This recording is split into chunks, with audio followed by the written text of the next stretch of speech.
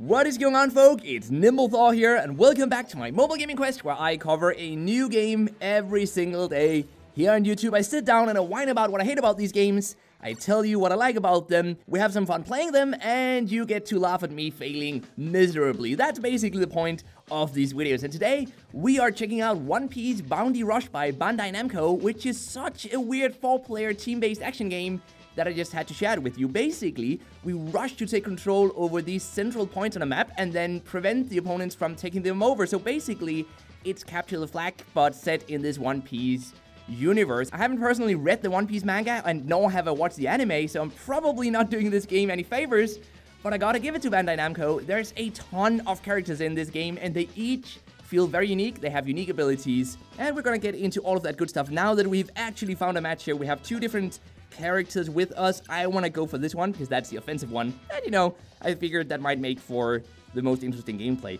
The game is rather sluggish though, and sometimes you'll see weird stuff, like for example, we were loading there and then you saw very quickly some of the screens from the main menu, and this is lagging a bit as well. Overall, really sluggish game, but the combat is kind of interesting, so we're gonna get into that. This is the opponents that we have to defeat. Seems like two of them use the same characters, but here we go, waiting for other players. Okay, we're very soon getting ready here. We want to rush towards the first and maybe the second points and try to take those over. Maybe we should actually just rush for B. So let's do that. You guys can see the map in the top right side of the screen, or nearly at the top at least.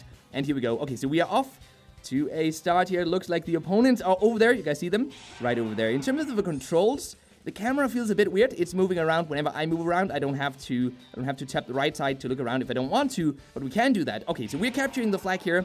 There you go, boom, this looks great. But we can, as I said, move on the right side here to move the camera around if we want to. We can change this in the settings as well.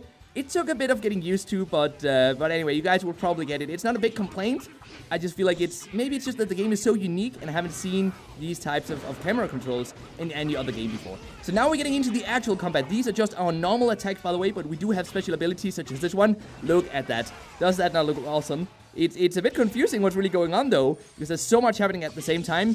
And one of my complaints really is that whenever we use these attacks, we have that small cutscene, and it's impossible to really tell what the opponent is doing while that cutscene is going on. For example, if I want to take out, say, this guy, and I use the ability, look at that, he's nowhere near me anymore, because he moved away because of that skill animation there. It's really weird. I'm not sure what to really think about that. Let me know what you guys think about it in the comment section down below. I don't feel it works as well as the developers wanted it to work, and that may also explain why this game does not have the base ratings, despite it being definitely a very high quality game. Another thing that I found kind of weird about the combat is that whenever we knock down the enemies, I don't know if you guys noticed, but whenever we knock them down, they basically get a shield, so that we can't deal any damage to them for, I think, a few seconds, maybe 2 or 3 seconds, which feels weird. Why would they do that? It takes away from the action combat aspect of the game, makes it feel a bit more turn-based, even though it's not turn-based. It's such a weird game. Why? I mean, what were they thinking making this game? But anyway, I guess some of you guys might enjoy the combat. I just find it kind of weird. But now we're gonna go and see if we can pull some new heroes. So let's go in here to the scouting section, and let's see what we'll be able to pull using the premium currency that we have gotten for free in this game so far. So do we want to go for the Bounty Festival or the Class Featured Scout? I say we go for the Bounty Festival. So let's do an 11 pull here, and we can actually do 3 of these pulls for free, which is kind of generous, but also the game is definitely pay to win, because with this system you could basically just keep paying real life money and you'd get all the best heroes in the game. But that's how it is with these gacha elements. In this case, I feel like because these heroes are so unique, they each add something new to the gameplay experience. Some of them will definitely be better than others, and because you can level them up, that means that you need lots of the same type of hero. That's the gacha element, and that will make the game pay to win, sadly. Graphically, the game looks great, all these characters are very interesting, but I just can't get over the fact that many of you might want to opt out of this game just because of the gacha elements and because of the weird sort of control setup. And that's a real shame, that's really a shame. But those are my main complaints about this game. And oh, look at that, we got a 4-star hero.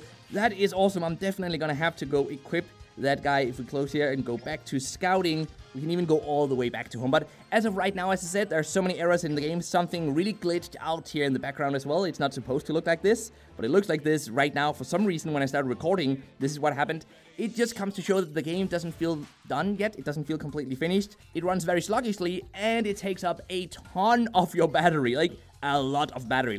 For example, let's have a look at how much battery I have left here. I have 73%, and when I started recording this video, I had 80%, so it has taken 7% in just about maybe, I don't know, 7 minutes? 8 minutes maybe, 7%, so approximately 1% every minute, which means you won't be able to play this game for maybe more than an hour or so, depending on how much battery you have, of course, and the size of the battery in your smartphone. But just to quickly go over the skills, as you guys can see, each of them can be leveled up, which just adds to the pay-to-winness of the game, sadly.